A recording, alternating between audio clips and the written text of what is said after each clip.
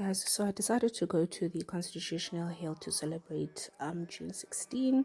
And guys, as you enter, you'll see on your left there is a nice beautiful wall with our struggle heroes. It's actually beautiful paintings. This one was my favorite. I actually took a picture between Albertina Sisulu and Robert Mangaliso Sobukwe. And guys, Oliver Tambo. So it was actually a very nice experience.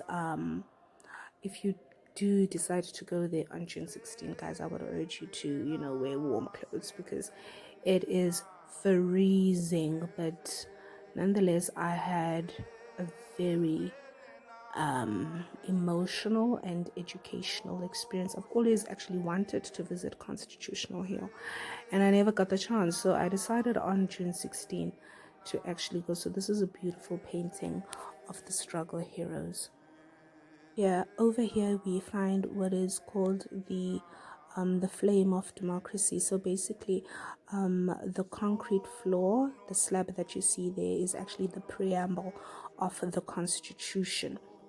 And it was very interesting. I think this was actually very creative, to have that little flame up there burning. And then the first question that you ask yourself is, do they keep it burning all the time? And is our democracy still burning?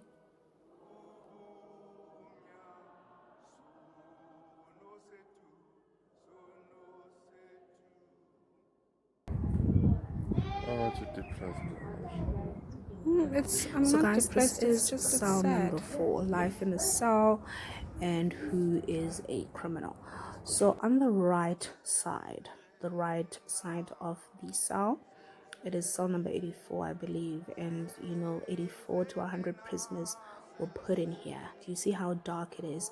And on the floor is actually the blankets, that demonstrate how they slept.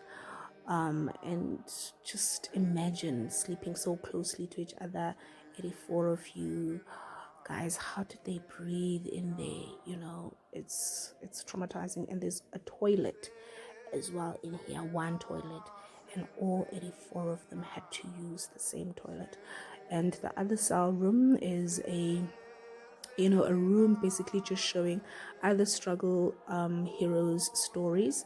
And there's a beautiful portrait there that says who is a criminal, with the different struggle heroes, so many of them, guys, and they all tell their stories of being held in number 4, and some of the reasons why they were actually incarcerated really they just do not make sense at all. So I actually loved this room as well. And here you find your plates. Basically it's called the Christmas treats. It shows you how they ate, and obviously the white prisoners were treated better than our black prisoners. Yeah, guys, this is the toilet that they all had to use, and they had to kneel using those toilets, guys. And these were, I think these were the showers. Stand to be corrected. These were the showers that they used. Before we enter the deep dark hole, you guys, I just want to show you the blanket sculptures. So they used to, the prisoners, they used to fold blankets in this, this room basically just shows you how they folded their blankets. And it was actually a way of designing. I didn't understand this blanket sculpture. They would, design their beds, design how they sit inside, try to make it as real, or I don't know, as human as possible. I don't even know what I'm saying, but these are actually the designs that they used to make inside the prison with their blankets. And these blanket sculptures were actually done by real prisoners who were inside the prison. So they were called to do these sculptures, and you are not allowed to touch them.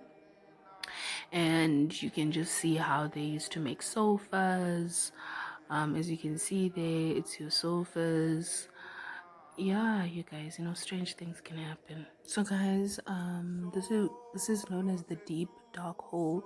Basically, it's solitary confinement. You would be sent here if you were being punished. You would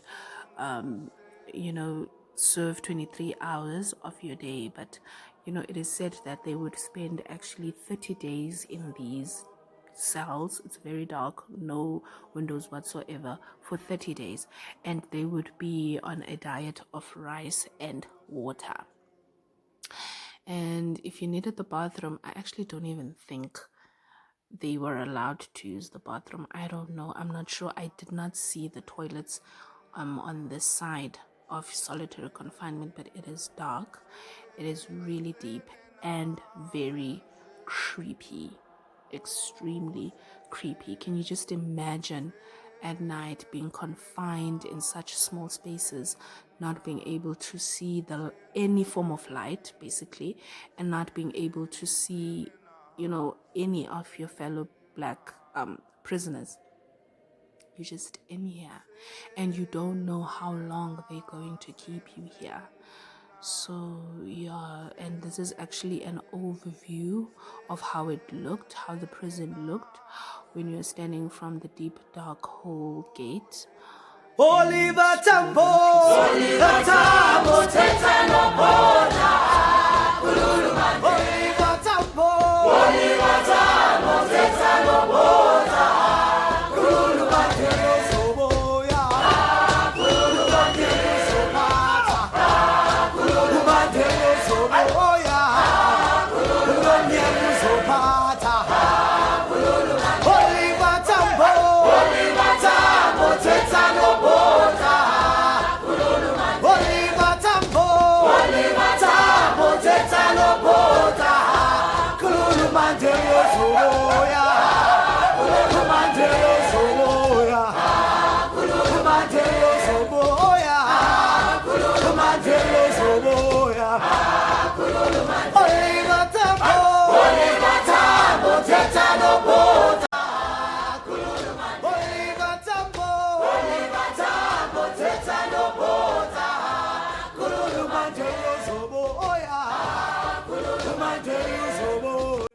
So as you see, you guys, this is the uniform that the prison warders actually wore at the prison.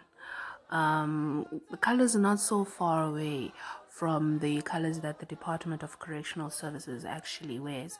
So this little tent on the side, when the cells used to be cramped and so full, then they would use a tent. Basically, that little, yes, that thing there, that tent, they would actually use that tent to put other prisoners in there. And this is actually, a showroom of Mahatma Gandhi and what he stood up for, his history, his involvement in the liberation of the struggle. And these were the stones, the work that they did. So these were the kind of stones that they would carry and put them in buckets or sometimes carry them on their backs. And yeah, guys, so basically this side, it's just basically about Mahatma Gandhi and his involvement working with Nelson Mandela, because those two were actually very close. And I really did enjoy this. So these were the books that were read at that time, and these were the sandals that Mahatma Gandhi made, the actual sandals, you guys, that he made for the political activist. I'm just not sure of the name, and I don't want to lie and say the sandals were for Nelson Mandela, but these were the actual sandals that Mahatma Gandhi made. And I love the fact that they put them in a glass, to preserve them, and that they remain untouched. So yes, so this is basically an overview of how everything looks here. Sin,